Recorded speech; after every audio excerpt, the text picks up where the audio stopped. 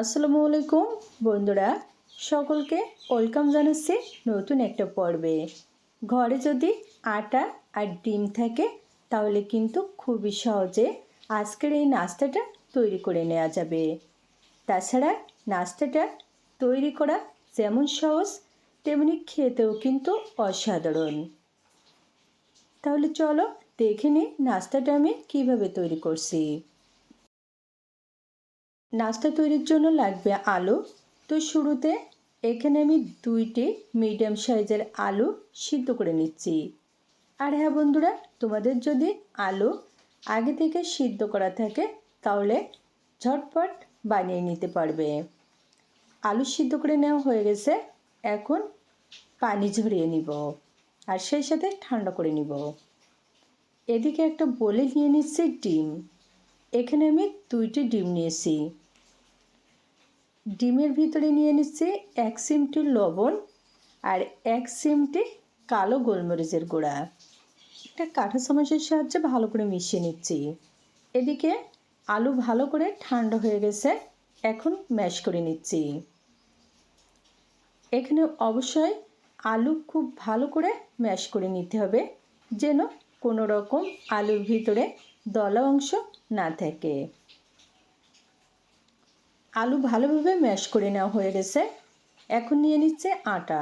এখানে আমি 250 গ্রাম সাদা আটা নিয়েছি আর টেস্ট অনুযায়ী লবণ দিয়ে দিলাম, 1 টেবিল চামচ চিনি আর 1 টেবিল চামচ সাদা তেল।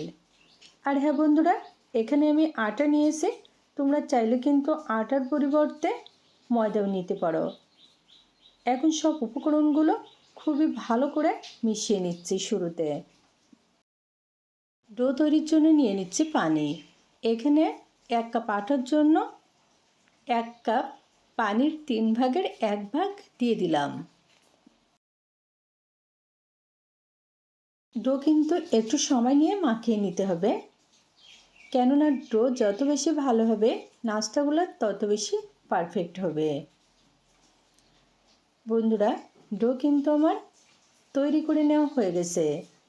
এখন অল্প একটু তেল দিয়ে 5 মিনিটের জন্য রেস্টে রেখে দিচ্ছি।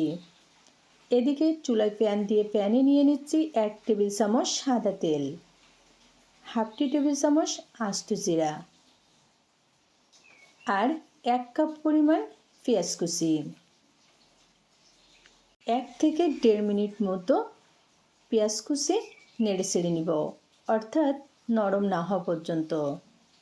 দিয়ে দিলাম পছন্দ মতো কাঁচামরিচ কুচি, 1 টেবিল চামচ আদা রসুন বাটা, টেস্ট অনুযায়ী লবণ, হাফ টেবিল চামচ হলুদের গুঁড়া, হাফ টেবিল চামচ ভাজা গরম মশলার গুঁড়া, হাফ টেবিল চামচ ভাজা জিরার গুঁড়া। পেঁয়াজ কুচি কিন্তু একেবারে ভাজা ভাজা হয়ে গেছে। এখন যে ডিমের মিশ্রণ তৈরি করে রেখেছিলাম সেটুকু দিয়ে দিলাম। আর হ্যাঁ বন্ধুরা, আমি কিন্তু এখানে শুধুমাত্র ডিম দিয়ে আজকের এই নাস্তাটা তৈরি করছি। তোমরা চাইলে কিন্তু তোমাদের পছন্দ মতো সবজিগুলা এরকমভাবে রেডি করেও আজকের এই নাস্তাটা তৈরি করে নিতে পারো। সেক্ষেত্রে খেতেও বেশ ভালোই হবে। ডিমের মিশ্রণ রেডি। তো একেবারে শেষ পর্যায়ে নিয়ে নিলাম কিছুটা পরিমাণ ধনিয়া পাতা কুচি, কারণ ধনিয়া পাতা কুচি দিলে যে কোনো নাস্তার স্বাদটা দ্বিগুণ বেড়ে যায়। এখন নামিয়ে ঠান্ডা করে নিব। এদিকে ডো কিন্তু ভালোভাবে সেট হয়ে গেছে। এখন এই বড় ডো থেকে আমি ছোট লেচি কেটে নিচ্ছি, অর্থাৎ যে কয়টা নাস্তা তৈরি করব ঠিক সেই কয়টা ছোট ছোট লেচি কেটে নিচ্ছি। এখন এখান থেকে লেচি নিয়ে বোর্ডের উপরে দিয়ে এভাবে চেপে একটু বড় করে নিচ্ছি। এই নাস্তা তৈরির জন্য কিন্তু এই লেচিগুলা বেলার কোনো দরকার নেই। এখন মাছ বরাবরে পুর দিয়ে দিচ্ছি। এখানে অবশ্যই পুর পরিমাণ মতো দিতে হবে। এখন এভাবে সিল করে দিচ্ছি। এই সিল করার কাজটা কিন্তু একটু ভালো করে করতে হবে, যেন ভাজার সময় খুলে না যায়।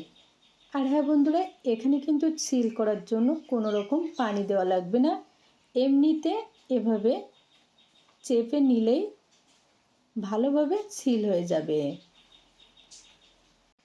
এবার হাতের তালুতে নিয়ে একটু চ্যাপ্টা করে নিব। দেখলে তো কত সহজে তৈরি হয়ে গেল, কত সহজ মজার একটা নাস্তার রেসিপি। আর সবগুলো নাস্তা ঠিক একইভাবে তৈরি করে নিচ্ছি। তো তোমাদের যদি ভালো লাগে অবশ্যই এভাবে একবার তৈরি করে দেখো।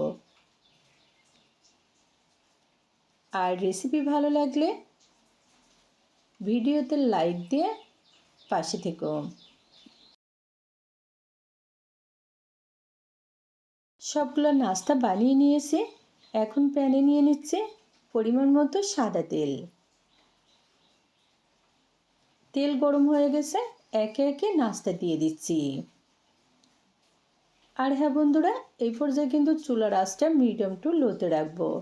একটু সময় নিয়ে ভেজে নিব নাস্তাগুলো, তাহলে নাস্তাগুলো অনেক বেশি ক্রিস্পি হবে। প্রায় 3 থেকে 4 মিনিট ভাজার পরে এখন নাস্তা উল্টে নিচ্ছি। আজকে কিন্তু খুবই সহজভাবে ঘরে থাকা অল্প উপকরণ দিয়ে তোমাদের সাথে মজার একটা নাস্তার রেসিপি শেয়ার করলাম। এই নাস্তাটা কিন্তু ছোট থেকে বড় সবাই খুবই পছন্দ করবে। বেশ কয়েকবার উল্টে পাল্টে ভাজার ফলে নাস্তায় কিন্তু খুবই সুন্দর একটা কালার চলে এসেছে। এর থেকে আর বেশি ভাজবো না, এখন তেল ছেঁকে তুলে নিচ্ছি।